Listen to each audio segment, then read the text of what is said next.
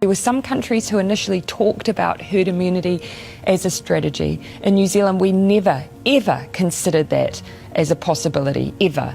And it's important to recognise it's not to stop everybody getting it. You can't do that. It's not possible to stop everybody getting it. And it's also actually not desirable because you want some immunity in the population. Herd immunity would have meant tens of thousands of New Zealanders dying, and I simply would not tolerate that, and I don't think any New Zealander would. Perhaps you could sort of take it on the chin, take it all in one go and allow the disease, as it were, to move through the population. We currently have 102 cases, but so did Italy once. We're not doing the things that sometimes perhaps are happening elsewhere just because it seems like a populist thing to do. But the trajectory is very clear.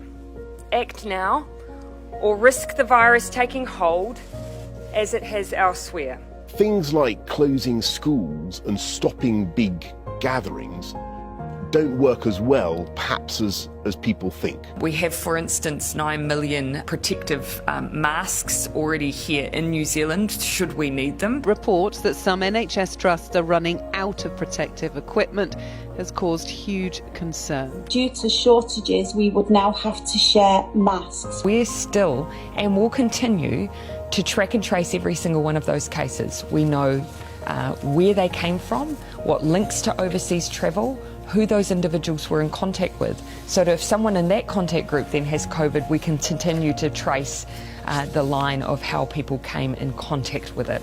People were transferred from hospitals into care homes to release pressure on hospitals, but without being tested first. So they were, in effect, carrying the COVID-19 into places where there were lots and lots of vulnerable people. Every person entering New Zealand will be required to self-isolate for 14 days. These are the toughest restrictions in the world. Still today, you can continue to fly into the UK with no checks, no measures, no screening, no tests and no quarantine.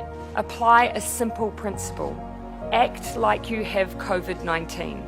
I was at a hospital the other night where I think there were actually a few coronavirus patients, and I shook hands with everybody. Because we believe that decisive action, going hard and going early, gave us the very best chance of stamping out the virus. And it has. We have done what very few countries have been able to do. We have stopped a wave of devastation.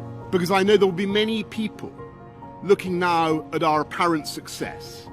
Britain is on track to record one of the worst coronavirus death tolls in Europe.